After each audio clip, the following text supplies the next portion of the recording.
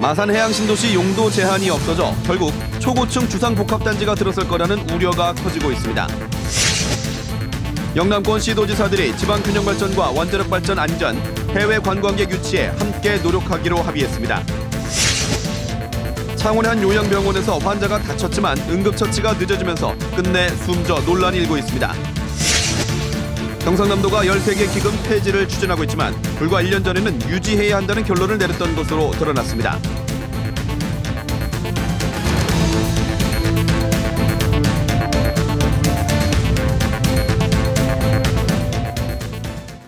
안녕하십니까. 이어서 경남 소식입니다. 마산해양신도시가 결국 대규모 아파트 단지가 될 거라는 우려가 커지고 있습니다. 해양신도시를 조성한 다른 지역은 어떤지 오정우 기자가 취재했습니다. 창원시가 개발계획 공모에서 용도구역 제한까지 풀어버린 마산해양신도시. 창의적인 도시개발이 아니라 오히려 대규모 아파트 단지 개발의 길을 터줬다는 우려가 큽니다. 창원시가 시민들에게 한 약속을 뒤집는 그런 발표를 했기 때문에 이거는 상당히 난개발로 갈 가능성이 있다. 실제 대규모 바다 매립지가 당초 약속과 달리 결국 초고층 아파트와 상가로 변한 경우가 적지 않습니다. 애초 위락시설 등 관광단지를 조성하려던 부산 수영만 매립지. 부산시가 땅을 판 뒤 주거지 조성을 허가해 50층 이상 초고층 주상복합 건물들이 가득 찼습니다. 아시안게임 경기장과 공원 조성 등이 목적이던 부산 밀락 매립지도 아파트와 상가 건물이 우후죽순으로 들어섰습니다. 시간이 지나면서 사업성의 어떤 문제로 나대지로 계속 방치하게 되었고 그로 인해서 어떤 기업의 요구를 수용할 수밖에 없는 마산해양신도시를 친환경 저밀도의 비즈니스 공간으로 조성하겠다고 누누이 약속해온 창원시. 하지만 국제교류와 레저관광 중심이라던 특별계획구역을 없앤 데 이어 최소한의 상가와 주거용지 비율 제한까지 풀어버렸습니다. KBS 뉴스 오종우입니다. 영남권 5개 시도지사들은 수도권과 지방의 균형 발전을 공통의 관심사로 꼽았습니다. 시도지사들은 원자력 시설의 안전 문제와 외국인 관광객 유치 등에 공동 노력하기로 했습니다. 천연수 기자의 보도입니다. 경남과 부산, 울산, 대구, 경북 5개 시도지사가 10달 만에 한자리에 앉았습니다. 시도지사들은 수도권이 비대해지고 상대적으로 지방은 낙후되고 있다는 점을 우려했습니다. 이런 격차를 극복하기 위해서도 우리 시도지사들이 함께 협력할 것입니다. 홍준표 지사는 지방이 수도권 규제 완화 정책에만 의존할 것이 아니라 지역 특성에 맞는 산업을 일으켜야 한다고 말했습니다. 자기 지역의 특성도 제대로 파악하지 않고 수도권 규제만 하면 지방으로 내려온다. 그건 난센스입니다. 부산과 경북에 집중된 원자력 시설의 안전 문제에 공동 대응하는 내용은 공동 성명서에 담았습니다. 우리 주변에 있는 원전 산업 등 영남권 주요 시설 안전사고 예방 및 국고의 지원을 위해 공동 노력한다. 시도별로 설치된 창조경제혁신센터를 영남권은 공동으로 운영해 효율을 높이기로 했습니다.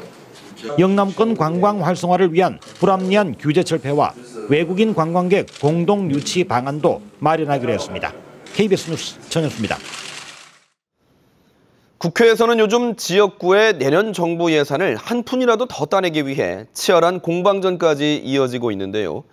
경남 항공산업 육성에 필요한 사업 예산은 정부 예산에서 빠져 사업 추진에 차질이 우려됩니다. 보도에 황재락 기자입니다. 한국항공우주산업 카이가 개발한 헬기 수리온입니다. 카이는 헬기 핵심 장치인 블레이드 성능 검사를 위해 전남 공군 한 연구소를 이용합니다. 관련 시설이 경남에 없기 때문입니다. 비용과 시간을 다 줄여주는 게 우리 인근 이 지역에 인증센터를 만들어주는 겁니다. 이 같은 문제를 해결하기 위해 경남에서도 항공부품 시험평가를 위한 인프라 구축 사업이 추진됩니다. 경남 테크노파크가 공모 사업에서 항공복합재 시험평가 사업을 유치하고 진주 혁신도시로 이전한 한국산업기술시험원 KTL이 항공 분야 전자 소프트웨어 시험평가 기반을 갖추는 것입니다. 하지만 최근 국회 예산심의 과정에서 KTL 사업 예산 15억 원이 정부 예산안에 반영되지 못했습니다. 새누리당 여상규 국회의원이 자신이 속한 상임위에서 이를 강하게 요구한 것입니다. 여 의원은 예산 편성 과정과 투자 효율성에 문제를 지적한 것이라고 해명했습니다. 진주에 가면 좋을 예산을 못 가게 하고 방해하려고 한 것은 전혀 아니다라는 말씀을 거듭 드립니다. 다음 달 확정되는 내년 예산에서 관련 사업 예산이 최종적으로 빠진다면 그 부담은 지역 기업과 항공산업 몫으로 고스란히 남을 수밖에 없다는 비판이 제기됩니다. KBS 뉴스 황재랑입니다. 연로하신 부모님을 조금이라도 신경 써 모시려고 보낸 요양병원에서 환자가 황당한 사고로 목숨을 잃었습니다. 유족들은 늑장 조치라며 주장하고 있습니다. 보도에 손은혁 기자입니다. 창원의 한 요양병원, 79살 이모 씨가 휠체어를 타고 가다가 멈칫하더니 뒤로 넘어갑니다. 과속방지턱을 넘다가 균형을 잃은 겁니다. 뇌출혈로 이 할아버지는 일주일 만에 숨졌습니다. 과속방지턱은 휠체어 환자 누구에게나 큰 장애물. 과속방지턱을 지나가려다 포기하는 환자도 있었지만 병원 측은 사고 뒤에서야 휠체어가 다닐 길을 만들었습니다. 우리 같은 경우는 힘으로 팍 넘어가 버렸는데 할아버지들은 그 속도를 못 내잖아요. 병원에서 일어난 예기치 않은 사고에 유족들은 황망한 마음입니다. 사고가 난 시간은 6시쯤. 환자가 어지럽다고 간호사에게 말했지만 사고 3시간이 지나서야 출근한 주치의가 환자 상태를 살펴 종합병원으로 옮겼습니다. 야간 당직 의사가 있었지만 환자 상태를 직접 보지 않았습니다. 환자 보호자가 직접 와서 큰 병원에 그 CT 촬영을 좀 찍어보는 게 어떻겠는가 화를 내면서 빨리 그 앰뷸런스로 그 큰 병원으로 모시라. 그러면 우리가 거기로 가겠다. 병원 측은 뇌출혈 특성상 시간이 지나 증상이 나타나기 때문이라고 해명했습니다. 당시에는 그런 건 없었고 환자분이 그 전에도 가끔은 어지러움이나 기존의 뇌졸중의 병력 때문에 그런 걸 하시는 게 있기 때문에 아마 차이가. 병원에서 일어나는 이 같은 안전사고는 집계조차 되지 않고 있습니다. KBS 뉴스 손원혁입니다. 경상남도가 폐지를 발표한 13개 기금에 대해 최근 자체 평가를 한 결과 기금 유지가 필요하다는 결과가 나왔던 것으로 드러났습니다. 경상남도는 기금에 대해 다시 평가한 자료가 있다며 조만간 공개하겠다는 입장입니다. 송현준 기자가 보도합니다. 경상남도가 지난 8월 홈페이지에 등재한 2014년 기금 운용 성과 분석 보고서입니다. 폐지가 예정된 출산 아동 양육 기금은 지난 2013년에만 350명이 혜택을 봐 아동 복지 향상에 기여하는 바가 크다며 존치가 필요하다고 명시되어 있습니다. 근로자 자녀 장학기금도 9년 동안 1,570여 명이 장학금을 받았고 기금을 폐지하고 일반 예산으로는 예산 확보가 어렵다고 밝히고 있고 기초생활보장수급자 장학기금도 지속적인 사업이 진행될 수 있도록 하고 대상자를 확대하도록 건의한다고 되어 있습니다. 노인복지기금도 노인 인구수가 지속적으로 증가해 필요성이 커지고 있다고 명시되어 있지만 경상남도는 최근 폐지를 결정했습니다. 바로 2달 후인 10월에 경상남도가 13개 기금을 폐지하겠다고 하지 않았습니까? 이것은 도민들에게 굉장히 행정에 대한 신뢰를 하락시키는 그런 중요한 요인으로. 이에 대해 경상남도는 공개된 보고서는 2013년에 기금을 평가한 결과로 이후 다시 평가한 자료가 있다며 조만간 공개하겠다고 반박했습니다. 폐지 또는 통폐합하여 필요한 재원은 일반 회계에서 직접 지원하는 것이 타당할 것임. 이것이 가장 최근의 기금운용 성과 분석 보고서의 결론입니다.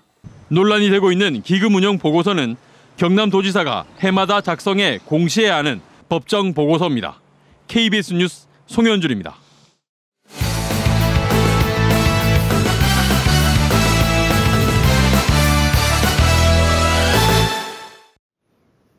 주요 단신입니다. 경남교육청이 경남도청의 누리과정 예산 지원에 따른 법정 전입급 상계 방침에 반대했습니다. 경남교육청은 경상남도가 국정과제로 추진하는 누리과정 예산을 지원한다면서 대신 공립학교 운영에 필요한 법정 전입금을 삭감할 권한은 없다고 밝혔습니다.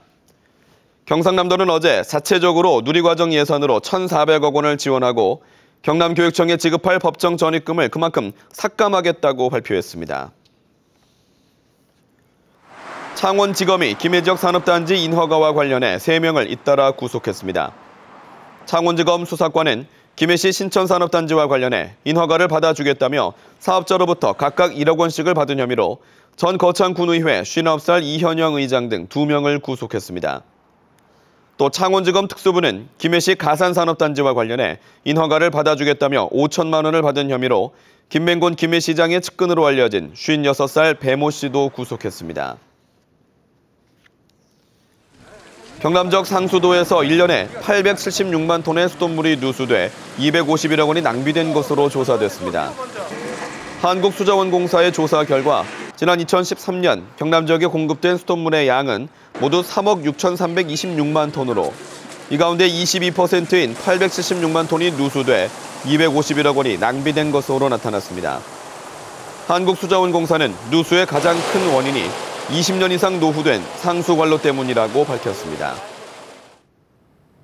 창녕군 우포늪 인근의 생태마을 4곳이 람사르 습지도시 인증 후보지로 선정됐습니다. 창녕군은 제12차 람사르 협약 당사국 총회에서 창녕군 유어면 세진마을과 이방면 장제마을, 대한면 주매마을과 신당마을이 람사르 습지도시 인증 후보지에 올랐다고 밝혔습니다. 람사르 습지도시 인증 후보지로 선정되면 내년까지 환경부로부터 국비 8천만 원을 지원받고 최종적으로 습지도시 인증을 받으면 해당 지역에서 생산되는 지역 상품의 람사르 상표 홍보도 할 수 있습니다.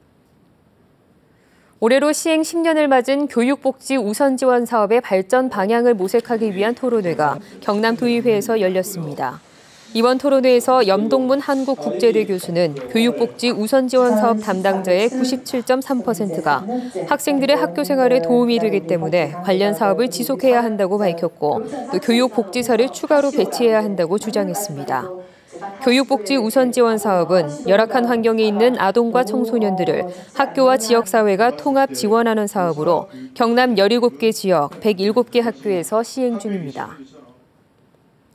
경남교육청이 급식 비리 의혹이 제기된 식자재 납품업체와의 계약을 해지했습니다. 경남교육청은 통영지역 4개 초중고등학교들의 쌀 납품 비리 의혹에 대해 조사한 결과 해당 업체가 식품 판매업 미신고 업체로 드러나 계약을 해지했다고 밝혔습니다. 하지만 부적격 업체와 계약을 해 예산을 낭비했다는 지적에 대해서는 해당 업체와 계약을 한 이후 매년 1,000만 원 이상 예산을 절감했다고 해명했습니다. 창원 지역 기업체의 총 교역액이 지난 2005년 3분기 이후 10년 만에 최저 수준으로 떨어져 본격적인 경기 침체로 이어질까 우려됩니다. 경남 소식이었습니다.